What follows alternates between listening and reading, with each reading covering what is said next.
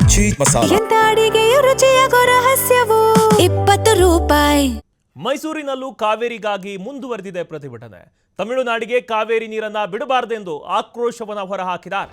ಕನ್ನಡ ಚಳವಳಿಗಾರರ ಸಂಘದಿಂದ ಪ್ರತಿಭಟನೆ ನಡೆಸಲಾಗ್ತಾ ಇದೆ. ಮೈಸೂರಿನಲ್ಲೂ ಕೂಡ ಕಾವೇರಿಗಾಗಿ ಪ್ರತಿಭಟನೆ ಮುಂದುವರೆದಿದೆ. ತಮಿಳುನಾಡಿಗೆ ಕಾವೇರಿ ನೀರನ್ನ ಬಿಡಬಾರದು ಅಂತ ಆಕ್ರೋಶವನ್ನು ಹೊರಹಾಕ್ತಿದ್ದಾರೆ. ಕನ್ನಡ ಚಳವಳಿಗಾರರ ಸಂಘದಿಂದ ಪ್ರತಿಭಟನೆ ನಡೀತಾ ಇರೋದು. ಮೈಸೂರಿನ ಅಗ್ರಹಾರ ವೃತ್ತದಲ್ಲಿ ಖಾಲಿ ಕೊಡವನ್ನ ಹಿಡಿದು ಹೋರಾಟವನ್ನ ಮಾಡ್ತಿದ್ದಾರೆ. ಇನ್ನು ಇದರ ಜೊತೆಗೆ ಮೇಕೆದಾಟು ಕಾಮಗಾರಿಯನ್ನು ಕೂಡ ಆರಂಭಿಸುವಂತೆ ಒತ್ತಾಯವನ್ನ ಮಾಡಲಾಗಿದೆ. ದೃಶ್ಯದಲ್ಲಿ ನೀವು ಕೂಡ ಗಮನಿಸ್ತಾ ಇರಬಹುದು.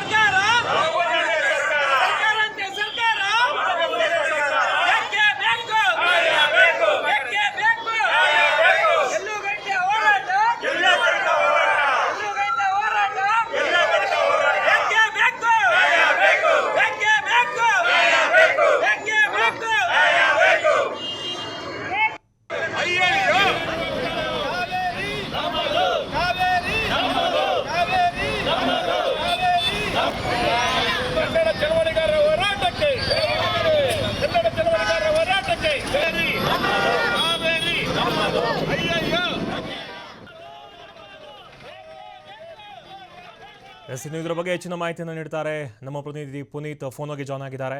ಎಸ್ ಪುನೀತ್, ರಾಜ್ಯದೆಲ್ಲೆಡೆ ಆಕ್ರೋಶ ವ್ಯಕ್ತವಾಗ್ತಾ ಇದೆ ಕಾವೇರಿಗಾಗಿ. ಸೊ ಮೈಸೂರಲ್ಲೂ ಕೂಡ ನಡೀತಾ ಇದೆ ಹೋರಾಟ. ಅದರ ಬಗ್ಗೆ ಹೆಚ್ಚಿನ ಅಪ್ಡೇಟ್ಸ್ ನೀಡೋದಾದ್ರೆ ಪುನೀತ್.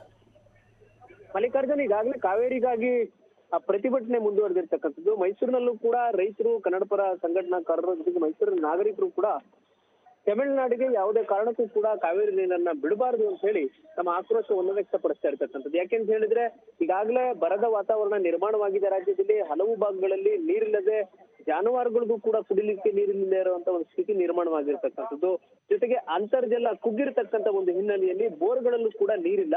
ಹೀಗಾಗಿ ರೈತರಿಗೆ ಒಂದ್ ರೀತಿ KRS ಜಲಾಶಯ ಭರ್ತಿ ಆಗ್ತಕ್ಕಂಥ ಒಂದು ಸನ್ನಿವೇಶ ಬಂದ್ಬಿಟ್ರೆ ಹೇಗಪ್ಪ ಅನ್ನೋ ಒಂದು ಆತಂಕ ಇರ್ತಕ್ಕಂಥದ್ದು. ಹೀಗಾಗಿ ಯಾವಾಗ CWRC ಈ ಒಂದು ಆದೇಶವನ್ನ ಪಾಲನೆ ಮಾಡಬೇಕು ಅಂತಕ್ಕಂಥದ್ದು ಏನಿದೆ, ಈ ಒಂದು ಆದೇಶವನ್ನು ಯಾವುದೇ ಕಾರಣಕ್ಕೂ ಕೂಡ ಪಾಲನೆ ಮಾಡಬಾರದು. ಪಾಲನೆ ಮಾಡತಕ್ಕಂಥ ಕೆಲಸಕ್ಕೆ ರಾಜ್ಯ ಸರ್ಕಾರ ಮುಂದಾದಂತಹ ಸಂದರ್ಭದಲ್ಲಿ ಈಗಾಗಲೇ ಏನು ನೀರಿನ ಸಮಸ್ಯೆಯನ್ನು ಎದುರಿಸ್ತಾ ಇದ್ದಾರೆ ರೈತರು ಇರ್ಬೋದು, ಜೊತೆಗೆ ಕುಡಿಯುವಂತಹ ವಿಚಾರದಲ್ಲಿ ಇರ್ಬೋದು, ಎಲ್ಲದರಲ್ಲೂ ಮತ್ತೆ ಮತ್ತಷ್ಟು ಸಂಕಷ್ಟಕ್ಕೆ ಸಿಲುಕುವಂತ ಒಂದು ಸ್ಥಿತಿ ಬರುತ್ತೆ. ಹೀಗಾಗಿ ಯಾವುದೇ ಕಾರಣಕ್ಕೂ ಕೂಡ ತಮಿಳುನಾಡಿಗೆ ನೀರನ್ನ ಬಿಡಬಾರದು.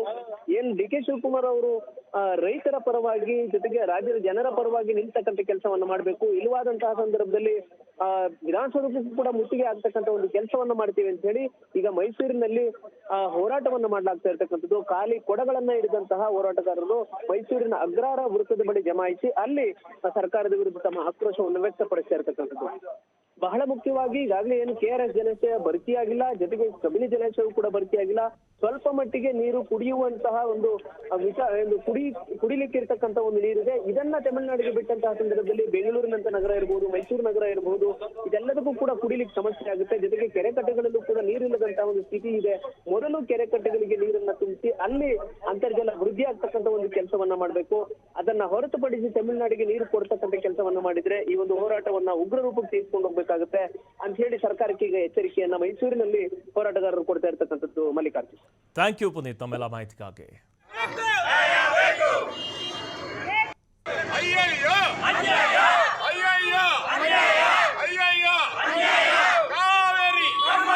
ಕರ್ನಾಟಕದ ಹೋರಾಟಕ್ಕೆ